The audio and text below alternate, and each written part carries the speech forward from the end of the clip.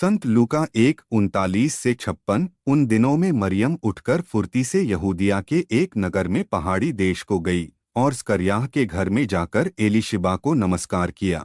और ऐसा हुआ कि जब एलीशिबा ने मरियम का नमस्कार सुना तो बच्चा उसके गर्भ में उछल पड़ा और एलीशिबा पवित्र आत्मा से भर गई और वह ऊंचे शब्द से पुकार कर कहने लगी, तू स्त्रियों में धन्य है और तेरे गर्भ का फल भी धन्य है। और मेरे लिए यह कैसे हुआ कि मेरे प्रभु की माता मेरे पास आई? क्योंकि देख, जब तेरे नमस्कार का शब्द मेरे कानों में पड़ा तो बच्चा मेरे गर्भ में आनंद से उछल पड़ा।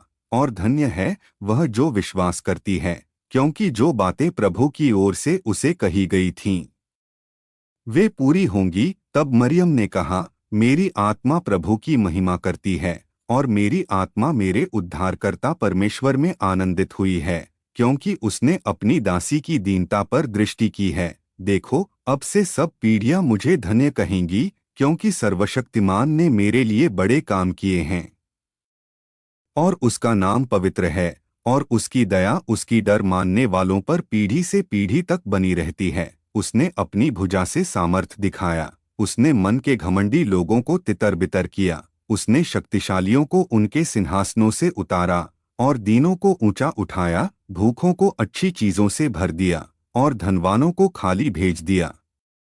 उसने अपने सेवक इस्राएल को संभाला, जिसकी याद करके उसने दया दिखाई, जैसा उसने हमारे पूर्वजों से, इब्राहिम और उसके वंश से सदा के लिए कहा था। और मरियम 3 महीने तक एलीशिबा के साथ रही और फिर अपने घर लौट गई। यह प्रभु का सुसमाचार है। आमीन।